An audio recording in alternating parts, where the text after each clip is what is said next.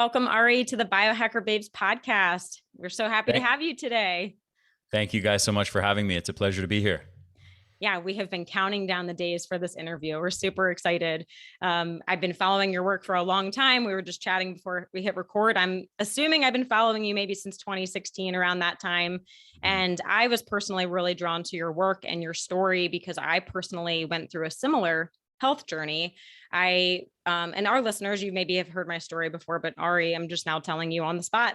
I actually was studying abroad in Spain and got mono, and my life changed from that point on. I ended up with debilitating chronic fatigue, brain fog, had to keep looking for answers. It was not only the Epstein-Barr, but mercury toxicity, HPA axis dysfunction, or what we thought was adrenal fatigue. And I know you've done a ton of research on that term and what was going on there. But so I really resonated with your story, and I really appreciate all the work that you have done. Honestly, reading the Energy Blueprint program really changed my health journey. It really pointed out new ways of looking at chronic fatigue. And we're going to get into a lot of that today. So to kick it off, I would love to hear from you, like what or how do you feel like traditional or even functional medicine maybe failed you in your journey, and what really like pushed you to keep looking for answers around the topics of chronic fatigue, Epstein-Barr, or anything else? Yeah. So this could be the whole podcast. We could talk for a couple hours just on this, but the very short version is, I saw a number of conventional doctors when I was first sick with mono. And first of all, it took them forever to even just diagnose me. They initially diagnosed me with strep throat. They prescribed me penicillin. I was on penicillin for 10 days. It only made me worse. Then they had no idea. Then I went to see several other specialists. Eventually, someone thought to test me for mono, and they tested Epstein-Barr virus. And then it was several, like 2 or 3 weeks later, that the test results came back. By that time, I was already 6 or 8 weeks into the illness, and then the blood test results came back, and my Epstein-Barr virus titers were off the charts. And then at the end of all of that, I was like, okay, well, now that you've figured out that I have Epstein-Barr virus causing this infection, what can you do for me? Well, nothing really. They don't have anything to offer. Just sleep. Yeah. So at the end of all of that, it wasn't really help to see any of those doctors, and that was one thing. And then I dealt with, like you, severe chronic fatigue for about a year following that. Saw lots of conventional doctors. They had nothing to offer for that either. And we can talk more in depth about not just my personal anecdote, but about the data on that. And then I also saw, alternative health practitioners, natural health, functional medicine practitioners, and for the most part, they had little to offer. Basically, the default thing was diagnosing me with adrenal fatigue. They even ran cortisol labs on me, and my cortisol came back normal, and they still insisted that I had adrenal fatigue. And that was kind of part of my initial skepticism of that diagnosis. Was it seemed like whether I had high cortisol, low cortisol, or normal cortisol, they were intent on diagnosing me with adrenal fatigue. And that doesn't make sense. That's not how a diagnosis is made. You don't run a test and then, regardless of whatever the result is, force people into that diagnosis. The test, if for that test to have to be valid, there has to be a certain result that it denotes, okay, you have such and such diagnosis. And there has to be a certain result that says you do not have this diagnosis. You don't run a test and go, you have this diagnosis, regardless of what the results are. And it's just dependent, it's the only difference is what phase of the adrenal fatigue we're going to say you're in based on whether you're high, low, or normal. And yeah, so, I mean, they were kind of insisting on lumping me into that box, even though the test results didn't support it. They were offering treatments, and then I started to explore. I actually became obsessed with adrenal fatigue for about a year, and I ended up doing probably a deeper dive into the scientific literature on that topic, the relationship of HPA axis function, hypothalamic pituitary adrenal axis, and cortisol levels to fatigue. I ended up doing probably a deeper dive into that scientific literature than I have to imagine maybe almost everybody on the planet, maybe there's a handful of people that have spent as much time on that as I have, but yeah, I'm definitely up there. And at the end of all of that, I actually compiled all of the scientific literature, put it all up online in the form of video lectures and screenshots of all the studies and the cortisol measurements from these studies, where they're looking at healthy people without fatigue versus people with fatigue and measuring their cortisol levels. And at the end result of that is that the body of literature clearly did not support the idea that, number one, most people with fatigue have cortisol abnormalities. They don't. And the literature actually doesn't even support the idea of adrenal fatigue, the idea that there is such a thing as adrenal fatigue. So it was really the combination of those two things, kind of realizing conventional medicine doesn't really have anything to offer people with fatigue, and the natural health and functional medicine community is obsessed with this whole adrenal fatigue narrative that just isn't supported by the scientific literature. And that was the big catalyst for me to change my area of focus, because I've been obsessed with health science since I was a little kid, since I was 12 years old. This is lifelong passion for me, but it was more like body composition, fat loss, muscle gain for the first decade or so of that.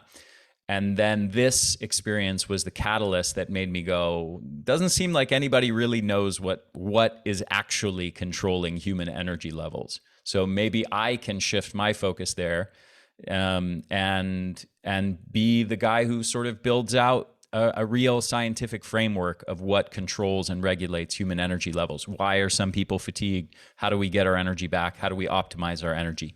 And that's really been my work for the last decade.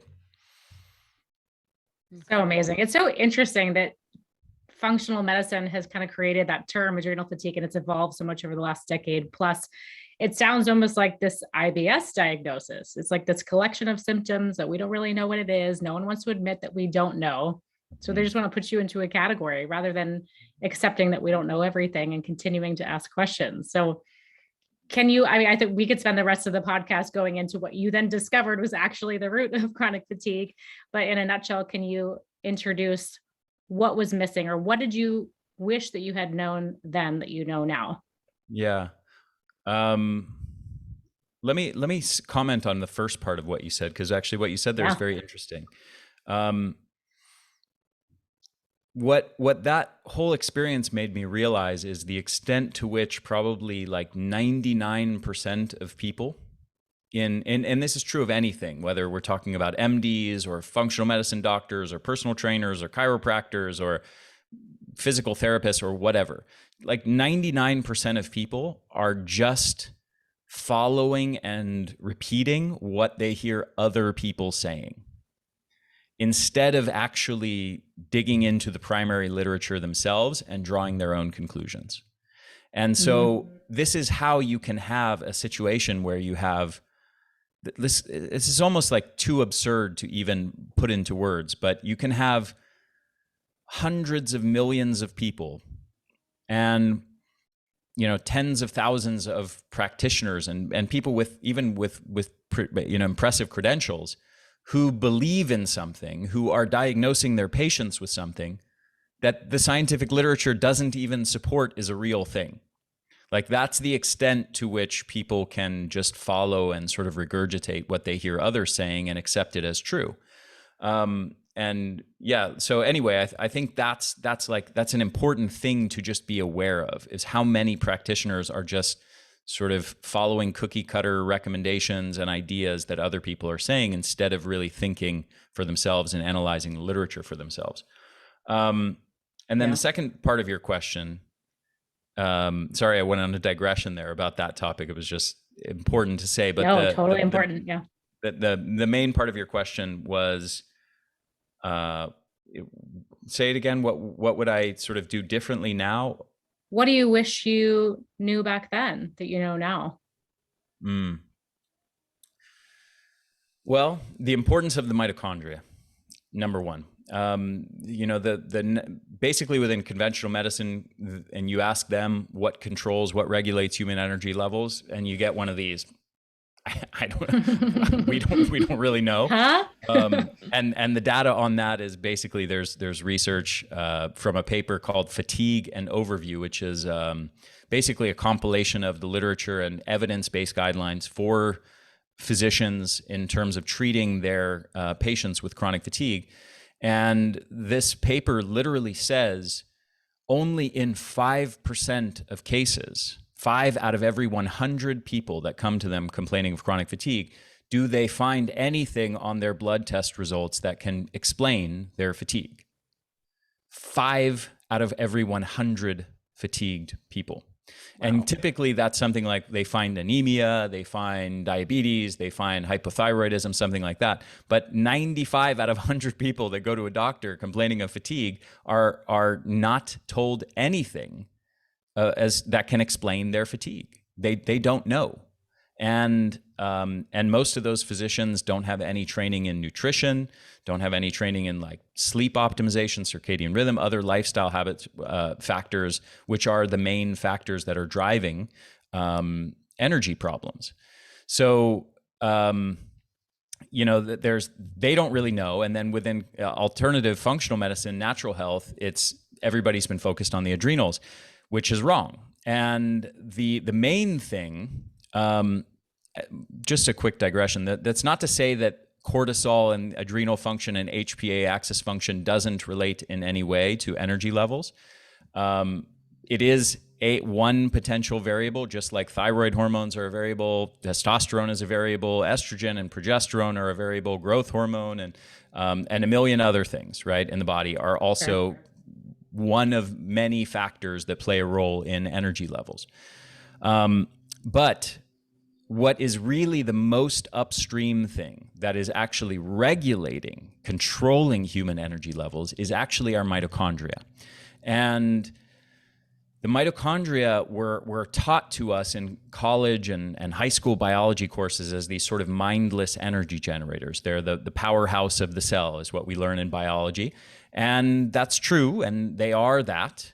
But in the last decade or so, there's been a massive discovery around mitochondria. And it is that they are not just mindless energy generators that just take in carbs and fats and pump out energy. If that were the case, having more energy would be as simple as just eating more food, putting more carbs and fats into your system so your mitochondria can pump out more energy. It turns out mitochondria have a second role in addition to being energy generators that is just as important as their role as energy generators. And that is they are environmental sensors. They are like the canaries in the coal mine of our body that are constantly taking samples of what's going on in the body and basically asking the question, is it safe to produce energy? Is it safe for us to be in energy mode?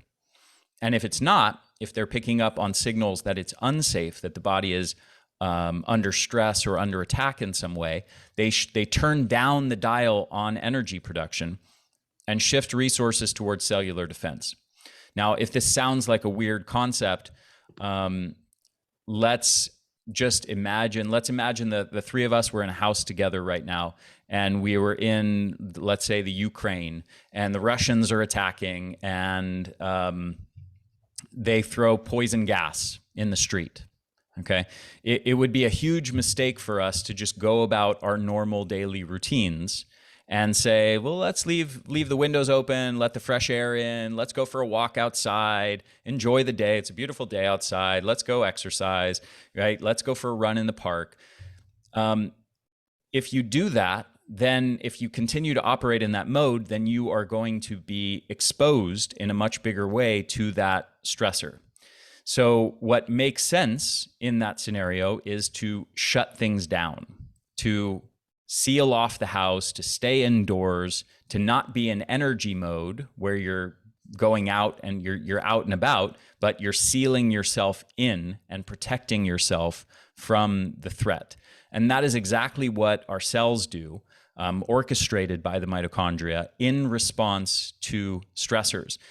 The mitochondria have the ability to sense virtually every type of stressor imaginable, from everything from environmental toxins to sleep deprivation, to poor nutrition, to light deficiencies and toxicities, to psychological stress, to everything. They can sense basically everything. And in response to that total body stress load that they are under, they will turn down the dial on energy production, shift resources towards cellular defense. And this is fundamentally the most upstream thing that is actually regulating human energy levels. And our energy, just to summarize everything I just said there, human energy, your energy as a person, is basically a reflection of the degree to which your mitochondria are either operating in energy mode or defense mode. So if you want more energy, the first and most important task is to allow your mitochondria to shift more into energy mode by removing some of those stressors. Yeah. That is fascinating. If only we learned that in high school science rather than, I mean, I thought mitochondria was the coolest word ever, but if I had known that it would be the driving force in my health and wellness journey for the rest of my life, that might have been an important piece of information a teacher could have shared at that point. Absolutely. Yeah. Can I jump in, Laura? Yeah, go Nate. So I think you mentioned this in your book as something that people can all relate with is like when you are sick with like a cold or a flu, how you feel tired. Mm-hmm. That's your body's natural response to say, please lay down, take a nap, get some extra rest. I know a lot of people will just like push that aside and push themselves through it. And then they get sicker and sicker and they're like, why can't I recover? And that's definitely something I experienced big time with Epstein-Barr. It's like all I wanted to do was sleep. I'm looking down at my notes here because I've been scribbling as you talk. What would you say for the mitochondria, like are the top 3 things that are damaging our mitochondria, like in today's world, if you could name 3? Poor nutrition, for sure. And along with that comes poor gut health. If your nutrition sucks, your gut health is going to suck as well. Circadian rhythm and sleep issues are massive.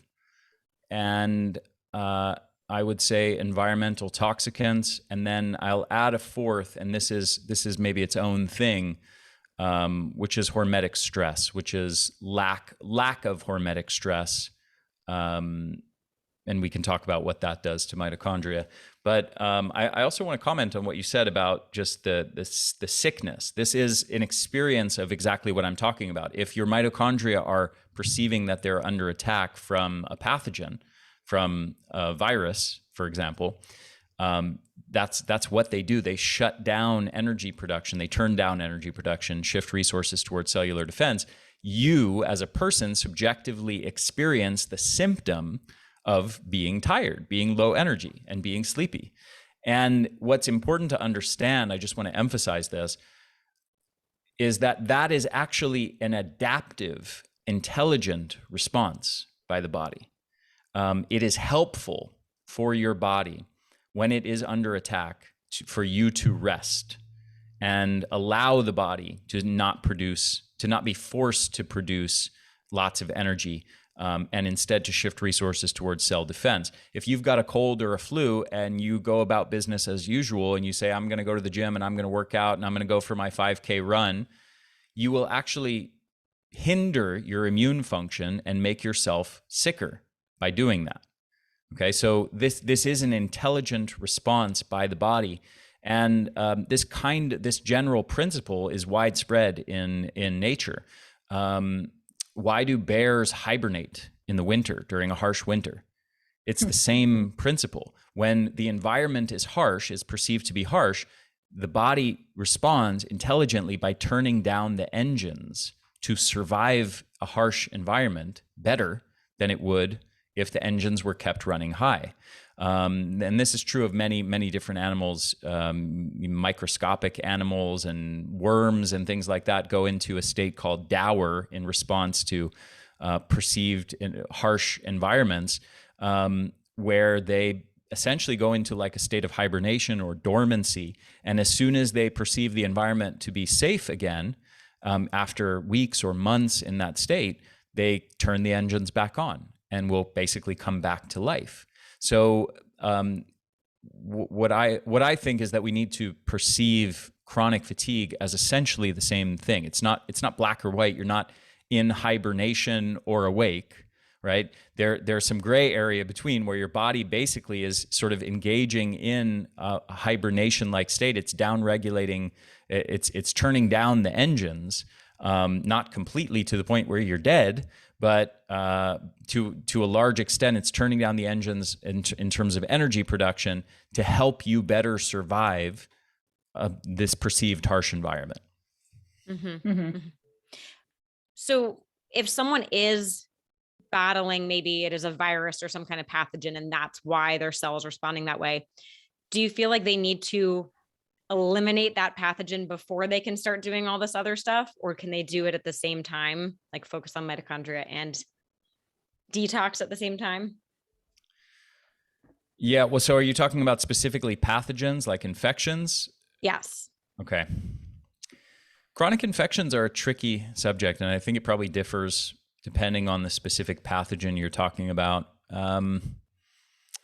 Okay. I was just curious. I think this is a tricky area in general, where it's one area where I'm hesitant to express strong opinions, and I'll tell you why. I know many different practitioners that specialize in chronic infections, and I've seen many of them report great results, and they'll say things like, "Oh, before you do anything else, you really have to attack that pathogen." And I've seen, some of them reporting success, but I've also seen a lot of people who have tried that, who are convinced that they have a chronic infection, let's say chronic Epstein-Barr or cytomegalovirus or something like that. They've had it for years and years and years, and they've seen a bunch of practitioners who specialize in treating these pathogens. And they've tried a million different things and nothing works, and they still have the chronic infection, and that's the main source of their problems. So to be honest, I'm actually pretty skeptical of the approach that sort of targets the infection first, and like sort of as the main thing is like, just we got to throw a bunch of herbs and drugs, antiviral drugs, and immune boosting things, and we have to attack this pathogen.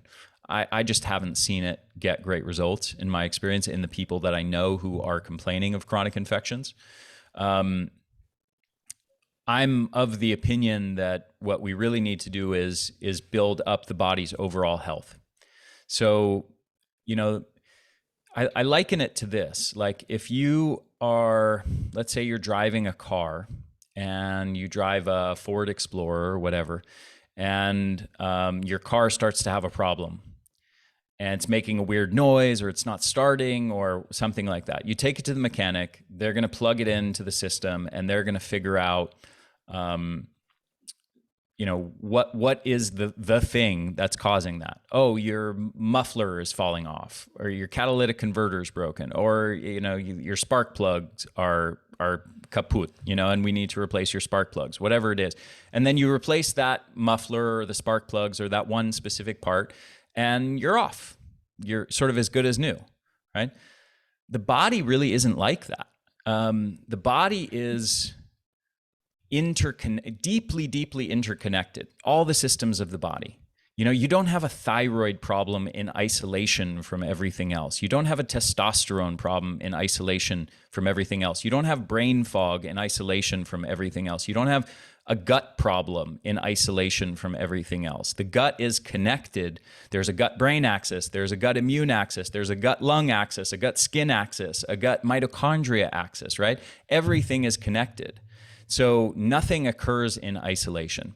Now, I really argue that the path to improving our health and our energy levels and our longevity is much less the car mechanics approach, where you're doing tests to find one specific broken part and replacing that one broken part.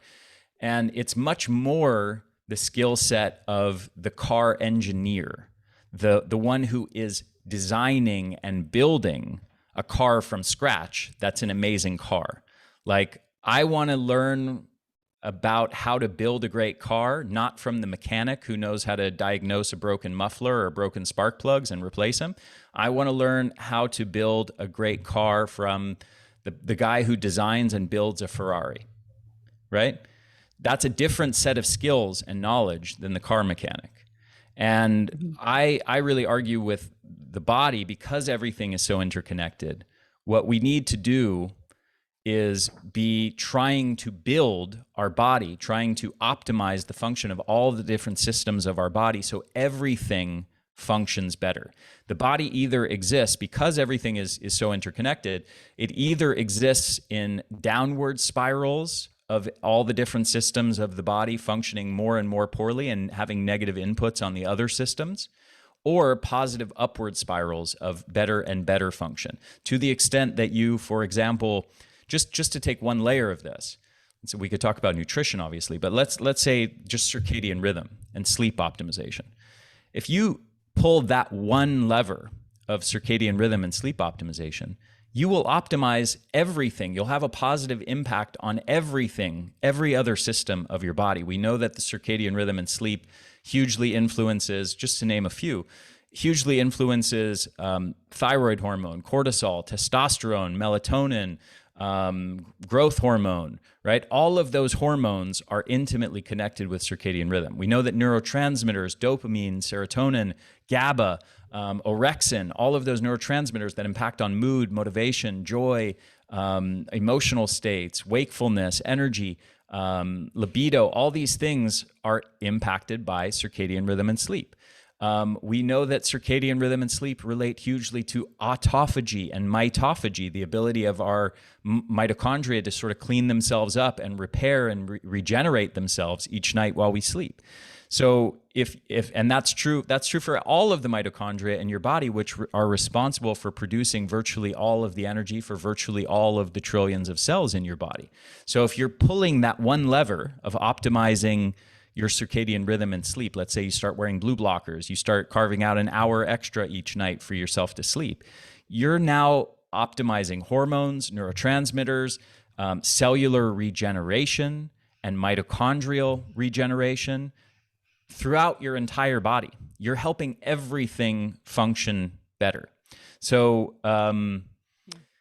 that's my approach to optimizing health. And I guess to loop that back into your original question, I think that rather than trying to looking at somebody who has a chronic infection, and while it can happen that someone can be otherwise perfectly healthy and then they're just taken down by, let's say, Lyme disease or something like that, in general, there's usually a susceptibility there that has weakened the body, that has allowed that infection to become chronic, instead of the body taking its natural proper course, where the infection is fought off and then it's kept at bay, right? It's not chronically active, right? So maybe that's chronic stress that a person's under, and the person's in, a toxic relationship. Maybe they're chronically not sleeping well. Maybe they're chronically eating poorly. Maybe they hate their job and they hate their life, right? There's a lot of different things that could play into why that immune system is not working as it should be to keep that infection at bay.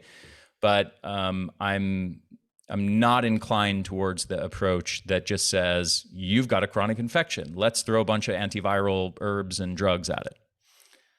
Yep. Yeah, I would definitely agree with you. And to follow that up, I would just offer safety is so important to the body. You've said the word safe and safety a few times already in this podcast, and something specific to like a gut pathogen. You want to make sure that the immune system of the gut is safe and strong before you throw in whatever virals, like immunoglobulins can be really helpful before you target a pathogen. But coming back to this idea of safety, making sure we're not just throwing things at the body that could be stressful.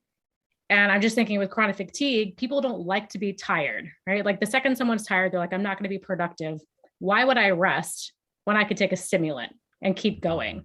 So we keep throwing fuel at the body to try to up level this energy, but we're just destroying that. Would you say that's like one of those foundational, what's the word? Mistakes, adding fuel? Or do we just need to talk about the foundations of like oxidative stress and inflammation? I mean, obviously circadian alignment, getting sunshine, we can always start with those basics, but like how bad is the stimulation that we're reaching for compared to all the other things? Yeah, great question. So wouldn't it be wonderful if all you had to do to fix the chronic fatigue epidemic was give everybody a bunch of caffeine and stimulants? Hooray, there's I'm a in. Starbucks on every corner for a reason. They're trying. Yeah, exactly. Like compliancy would be tops. It'd be okay. Yeah. Yeah. So this is a really interesting topic, and it's fascinating to me because I've been talking about it for several years, but I still find that very few people are aware of how caffeine and stimulants work and what the consequences are. And there's something insidious going on here too, because subjectively, the experience of using caffeine and stimulants is one of, they are giving me a boost. I feel better when I use them, right? Yep. And so the insidious thing is that while they are making you worse, objectively, they are subjectively making you feel like they're helping you. That's a kind of that's a big problem that gets a lot of people in trouble.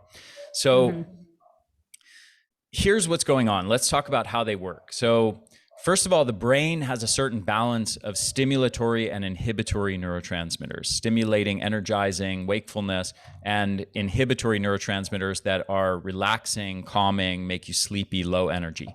And obviously, the proper balance of those shifts throughout the day, depending on whether it's daytime or nighttime. The brain likes a certain balance. But the key thing is that it's always maintaining a certain balance, that it is considering the proper balance of stimulatory and inhibitory neurotransmitters. Now, one of those neurotransmitters is called adenosine. Adenosine is an inhibitory neurotransmitter that is calming and makes you sleepy and low energy. And so basically what happens, adenosine gets into adenosine receptors in the brain, and then it triggers a cascade that lowers energy level, makes you sleepy, tired. The way that caffeine works is on adenosine receptors. So when caffeine is introduced into your body, it goes into your brain, and then those caffeine molecules go into the adenosine receptors. But instead of triggering the same cascade that adenosine does, it actually just plugs up the receptor and blocks the adenosine from getting in. So by blocking a neurotransmitter that would normally make you sleepy and low energy, it creates a stimulating, energizing effect. And that is actually a wonderful thing in the short term.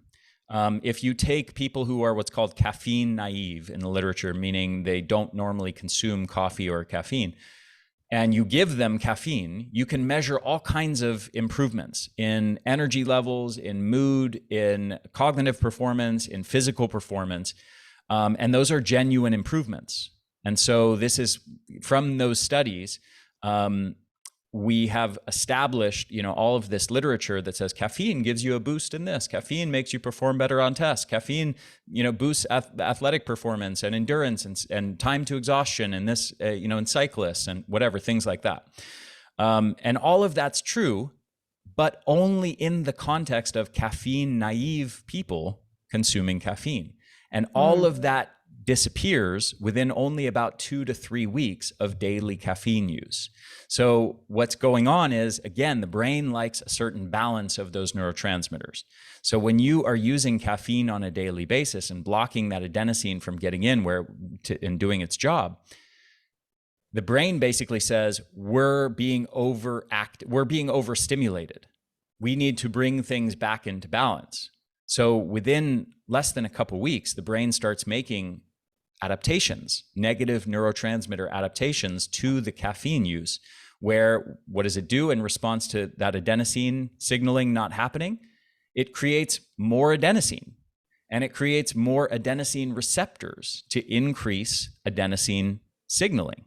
So what happens now is that as soon as the caffeine leaves your system and you don't have caffeine plugging up all those adenosine receptors, you now have a brain with more adenosine and more adenosine receptors, which means more adenosine signaling, which means you've shifted the overall neurotransmitter balance in your brain towards regulating that balance at a lower baseline energy level in the absence of caffeine. Now, the one aspect of this that's tricky and that's hard for people to understand is they go, but when I consume caffeine, I feel a boost. Okay, so how do we reconcile the fact that people feel a subjective boost from the caffeine with what I just said? Well, the answer is actually well established in the literature, but very few people are aware of it outside of caffeine scientists. The answer is something called withdrawal reversal. And it turns out that basically the effect of caffeine and coffee consumption, the boost that you feel, isn't actually a boost at all. It is actually the reversal of the withdrawal effects of having the caffeine leave your system. So Wow. you've heard of people who are addicted to a certain drug, and then after they get off the drug, and then they get withdrawal symptoms. Okay, Mm-hmm. believe it or not, you get withdrawal symptoms from caffeine in the same day. If you drink caffeine in the morning, and this is true of chronic caffeine consumers, if you drink it in the morning, let's say you've got 1 or 2 or 3 cups of coffee or something like that, by the nighttime or by especially the following morning, you are experiencing withdrawal effects and negative effects, side effects from that compound leaving your system. So if you've ever seen somebody who consumes lots of caffeine, if you've ever seen them when they wake up in the morning, they're like almost like I've seen some people who are almost like a zombie. You know, their bodies and their brains, they're almost in this like half sleep state. And then the first thing they have to do is go make coffee. And then once they get the coffee into them, 15 minutes, 30 minutes later, now their brain turns on and they're functioning at full capacity. But what is going on there, you know, again, is people think they're getting a boost from this. You're not. You're actually you're reversing the withdrawal effects that actually lowered your baseline mood and energy levels and cognitive and physical performance.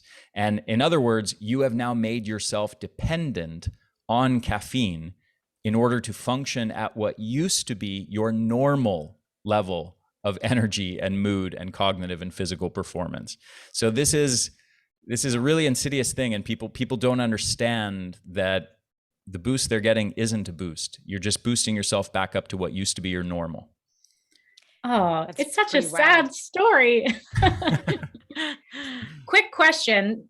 We'll just put coffee in place of this caffeine category, the great coffee debate. Everyone's like, oh, it's so nutrient dense, we should have coffee if you can tolerate it.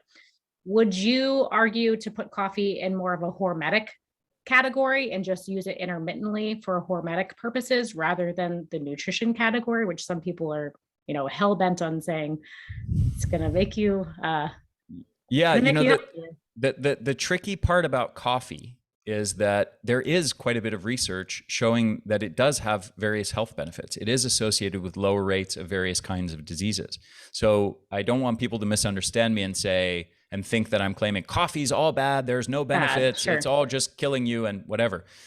It's a mix, right? It's a mix of some factors that are positive, and if you consume it daily, particularly more than 1 cup daily, you will have negative neurotransmitter effects that lower your baseline levels of energy, make you dependent on it just to function normally. So how do we balance that? My best answer to that is use caffeine when you actually need a boost. Maintain your baseline level of energy such that it's high and you're not dependent on a substance to function normally, and you're not impairing your normal level of function.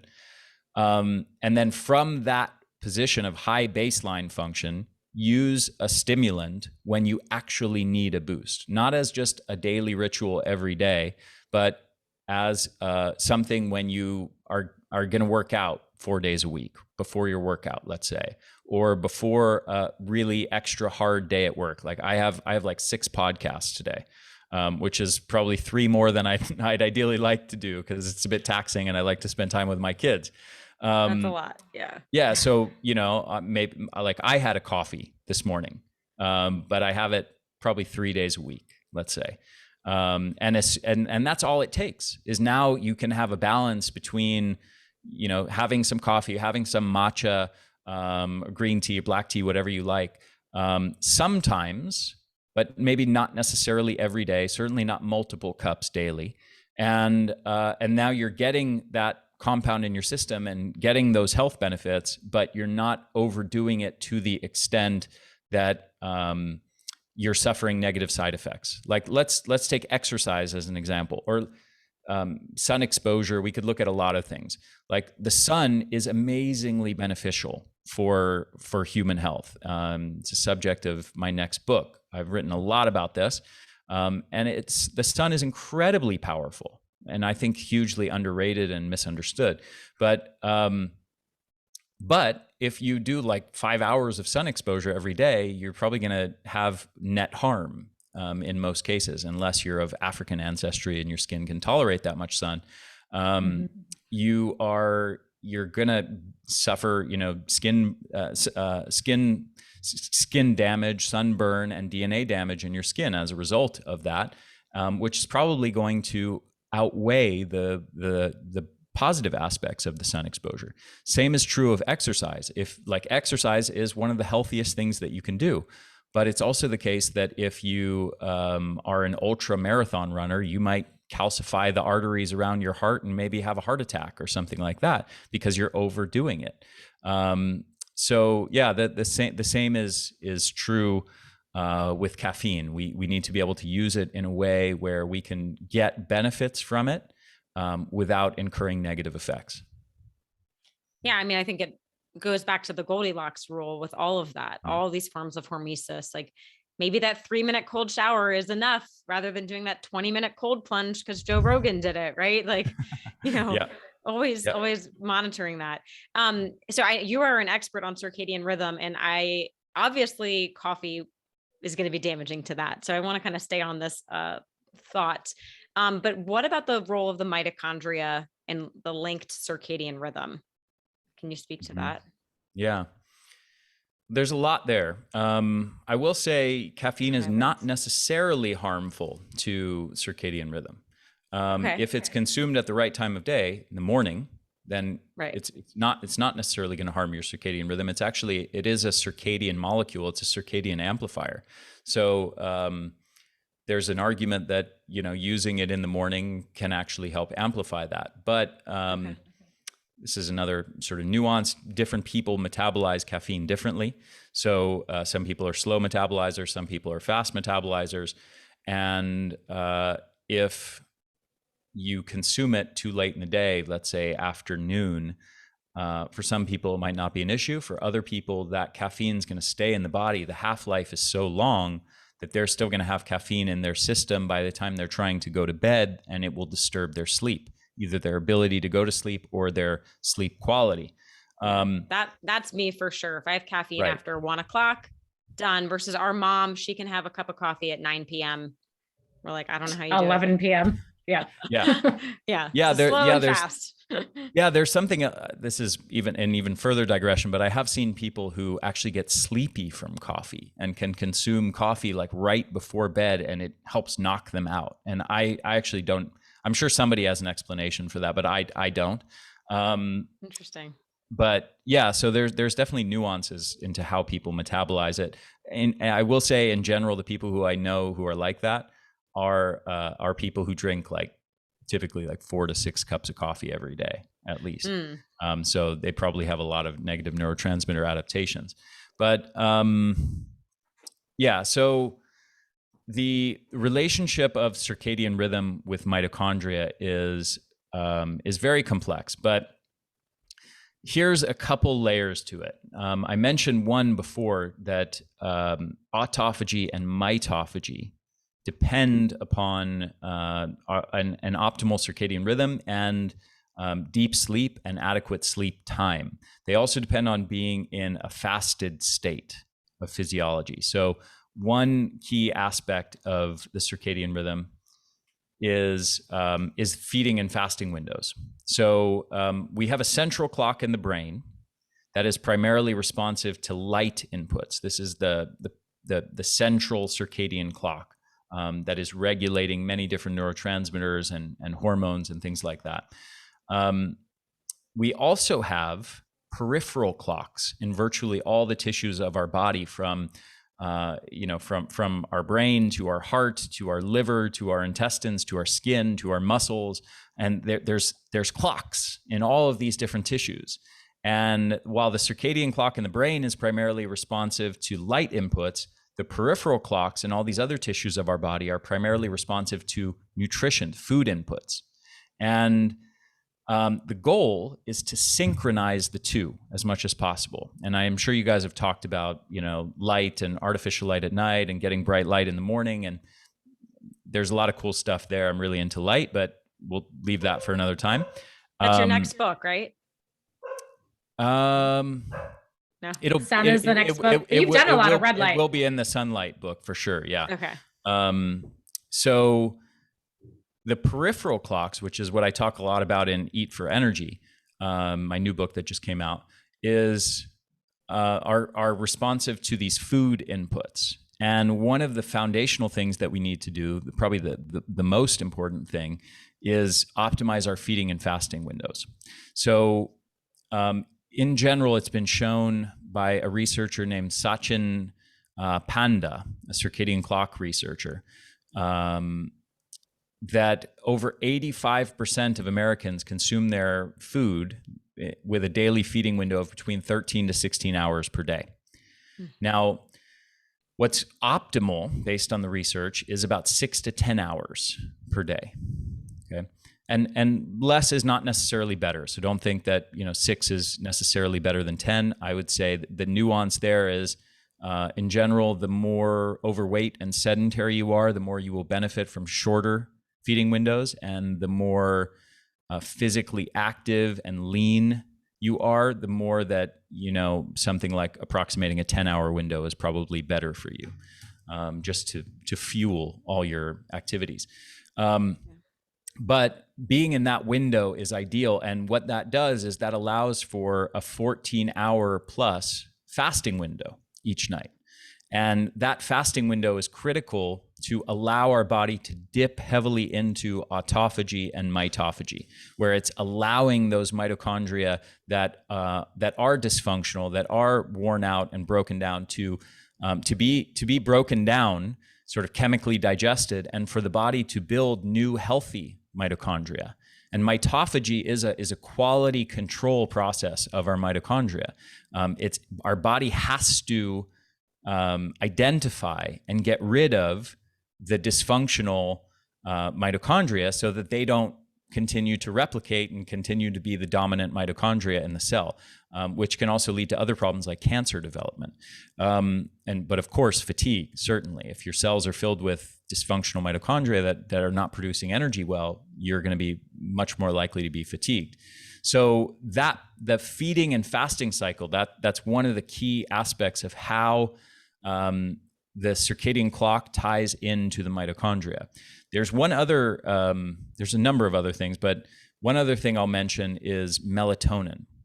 So melatonin is, first of all, it's not just a sleep supplement. A lot of people think of melatonin as like, I go to the store and I buy my melatonin so I can sleep better. Melatonin's a hormone.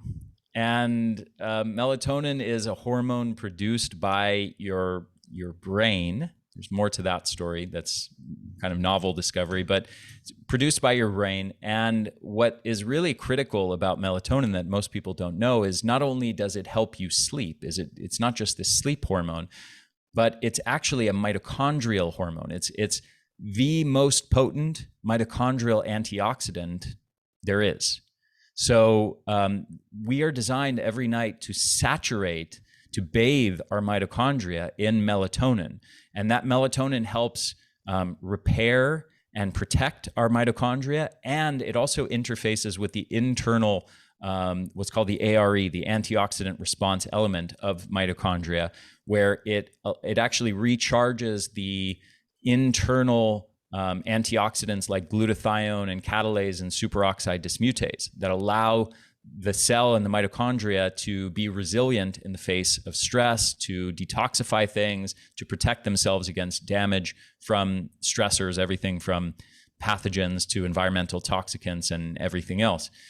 So that, though all of those processes are designed to happen every night while we sleep, we want to be engaging in autophagy and mitophagy, and we want to be bathing our mitochondria in melatonin and recharging that internal mitochondrial antioxidant defense system. And if those processes are not happening well as a result of any combination of disruptions to either the central clock or the peripheral clocks from either bad light inputs or bad food inputs, then those processes are not happening. Now, just to give you, to quantify that, there's research showing that just being in standard room lighting in your home, standard fluorescent LED room lighting, suppresses melatonin production by the brain by upwards of 70%. So I'm not talking about like a minor effect of this suppresses your melatonin by 10% or something like that. I'm saying huge. You are massively suppressing your levels of this hormone that is vital for protecting your mitochondria. And if everything I just said isn't enough to convince you, I'll also mention there's a huge amount of research showing that melatonin is a powerful anti-cancer compound, and that if you're chronically suppressing your melatonin levels, you're going to be way more prone to cancer, in addition to being way more prone to fatigue. Yeah, which I think is the link with like night shift workers. We're seeing an increase in cancer because of that. And I even have a family member that has cancer, and her doctor just put her on, I want to say 100 milligrams of melatonin a night. So we're going to see that a lot more, especially with like John Lawrence's work on melatonin. It's no longer the only 0.3 milligrams. I think for chronic illness, we're going to see a really big explosion in this idea. Yes. Yeah, the high doses are cool. And I love the analogy of bathing in it. I'm like, ooh, melatonin bath time. Yeah, that there's Shinrin Yoku. That's the Japanese word for what it's translated as forest bathing. Oh, right. Have you heard that term? Yeah. So I always like that term, to bathe oneself in the forest. When I first heard that term, I was like, you just stick a bathtub in the forest and take a bath in the forest? No, you're bathing in the forest itself. You're being bathed by the forest, by the trees. The magic of the forest. Yeah. Oh, right. I love that. When I was in Hawaii last year, I went to the big, I'm going to forget the name of the forest. Can't remember, but just the energy and the air in there, it was magical. If I could just put my house in here, it'd be great. Yeah. Most people don't know what that feels like. It's pretty wild. Yeah. Well, thank you for touching on the melatonin topic. I appreciate that. I know there's more to come. Yeah. There's lots more that we could talk about on melatonin specifically, but I'm hesitant to digress too much on that topic. Yeah, we'll have to have you back the protocols coming out surrounding what we've been experiencing the last 2 years are interesting. So we'll have you back. Absolutely. Yes. All right. I have a question that I've been thinking about since the very beginning. You mentioned that mitochondrial dysfunction is not caught on a traditional lab test. I'm assuming that goes beyond just really wide traditional ranges. It's not just that we need to look at it through a more specific functional range, but are we just looking at the wrong markers? Do we need to prioritize markers that show oxidative stress, inflammation? Are there specific biomarkers that you would say we should look at for mitochondria? There's a lot of different biomarkers that can measure it indirectly. I don't think there's any one particular test that's especially useful for detecting mitochondrial dysfunction. And there's so many nuances here. So you can look at organic acid tests that can give you some insight potentially.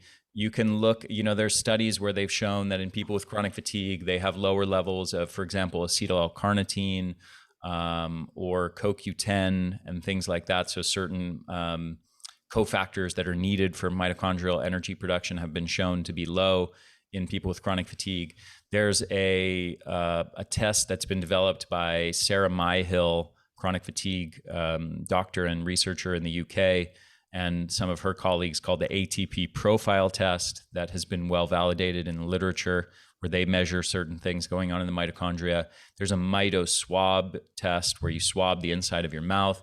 There's a number of things. I'm not overly impressed by any of them, to be honest with you.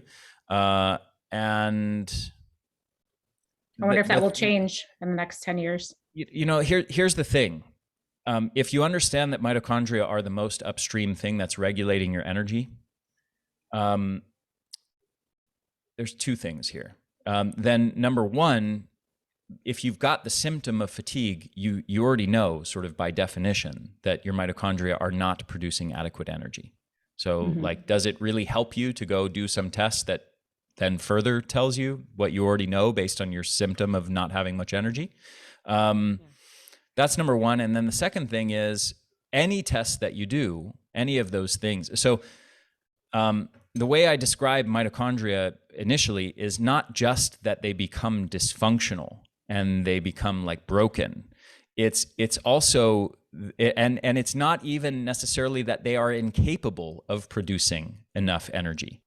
It's actually that they are intelligently, intentionally turning down energy production in response to threats. So let's say you get a flu and you're fatigued tomorrow. That isn't because you have massive amounts of mitochondrial dysfunction that occurred between today when you were healthy and feeling great and tomorrow when you're fatigued, right? Your mitochondria are fine. They're just turning down energy production in response to the threat that they're under. So there's a distinction between having dysfunctional mitochondria and having healthy mitochondria that are responding intelligently to a threat by turning down energy production. And that won't show up on really like most tests. There will be eventually metabolomics tests that will detect that. Like Robert Naviaux's work, where they've done metabolomic studies on people with chronic fatigue syndrome, they can detect that. And they can detect a million different metabolites, and they can show that things are being basically downregulated. But other tests that we have right now, like looking at, it's not going to show up as a deficiency in carnitine or CoQ10 or something like that. It doesn't work like that. The other aspect that's important here that we didn't get a chance to touch on previously is one of the other huge factors here is actually how many mitochondria you have. It's not just, are your mitochondria healthy or dysfunctional? It's not just, are your mitochondria turning down energy production in response to threats? It's also how many mitochondria are in your cells. Do you have cells that are filled with big, strong mitochondria and lots of them? Or do you have cells filled with very few mitochondria? And to give you some specific numbers, there's research showing that the typical 70-year-old only has about between 25 to 35% of the mitochondrial capacity of a young adult. So why? And it's been shown that we lose about 10% of our mitochondrial capacity with each decade of life. So they do these studies where they take a big hollow needle. I don't know if you've ever seen like a biopsy needle. They take a big hollow needle, and it's not pleasant. They jab it into your thigh. They pull out a chunk of muscle tissue, and they look at that tissue under a microscope, and they literally count the number of mitochondria in your cells. Like how many does a 20-year-old have? How many does a 70-year-old have? And that's how they determine those statistics that I just shared with you. Now, some people listening to this might be thinking, well, that's really crappy that the aging process causes us to lose such a huge portion of our mitochondria. Well, here's the cool thing. When we look at 70-year-olds who are lifelong athletes, exercisers, they have the same mitochondrial capacity as a young adult. So basically the conclusion is that it isn't just a natural product of the aging process itself that's driving the loss of mitochondria. It is actually the lack of hormetic stress. So as a way of illustrating this point, if you've ever broken an arm or a leg, you have a cast on for 6 or 8 weeks, and then you get that cast off 2 months later, you look down at your arm or your leg, and it's half the size of the other one. And that's because those muscles atrophied in response to not being stimulated, not being challenged and used. And that happens in just 2 months. 2 months. So you can imagine what happens internally at the mitochondrial level if you're not stimulating and challenging your mitochondria over the course of not just 2 months, but 2 decades, 5 decades of life, right? Yeah. And that is exactly what happens at the mitochondrial level. The body is ruthless at getting rid of any tissue that is not needed for survival. So if you're telling your body, hey, you don't need these biceps and triceps or these forearm muscles or these leg muscles while it's in a cast, that's the signal that's being communicated to the body. The body goes, oh, I guess we don't need that tissue. Let's get rid of all that energetically costly tissue because right now it's just a liability for our survival if it's not needed for survival. And the body does the exact same thing internally with our mitochondria. So it is absolutely a case of use it or lose it. If you don't challenge your mitochondria through hormetic stress, they will atrophy and they will die off. And that ties back into this dual role of the mitochondria, either as energy generators, either in energy generation or cellular defense, because the fewer mitochondria you have in your cells, the lower your resilience threshold, meaning the easier it is for stressors to overwhelm your mitochondrial capacity and send them into defense mode where you're now fatigued instead of energetic. Does all of that make sense? Yeah. I mean, a lot of it's adaptation. Your body is going to adapt to whatever you're inputting. So, yep. Yeah, I think that's good news for totally. us.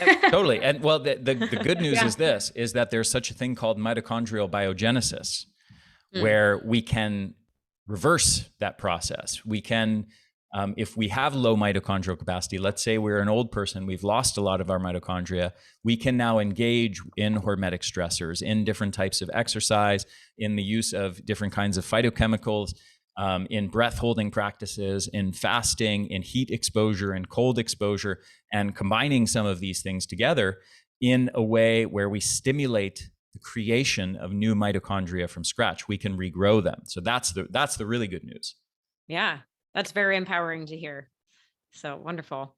Well, Ari, thank you so much. You were just full of so much incredible wisdom. We're so grateful that you spent the time with us. If we can leave our audience with just one final piece of advice, something that you would recommend they start doing today to optimize their health and wellness, what would that be?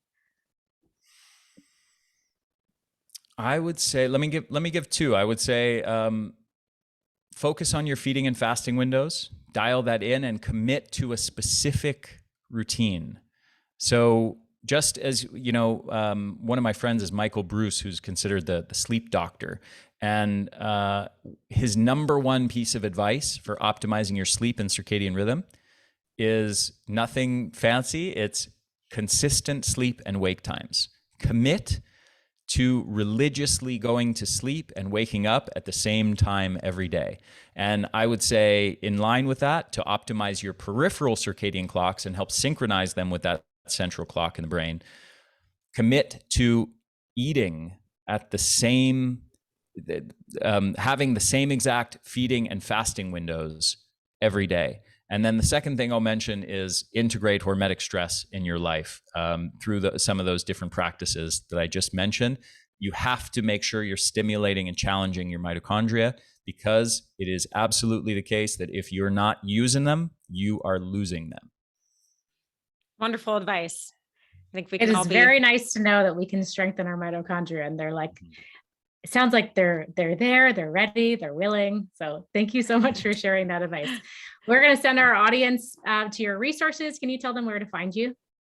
Yeah, my website's theenergyblueprint.com, and then my new book just came out, Eat for Energy, which goes into a lot of these topics in much greater depth, and how to use nutrition to pull on all these different levers, from the circadian rhythm to gut health to brain health to body composition, optimizing for fat loss and muscle gain and blood sugar regulation, and then there's part 2 of the book, which is all about superfoods and supplements for enhancing energy levels.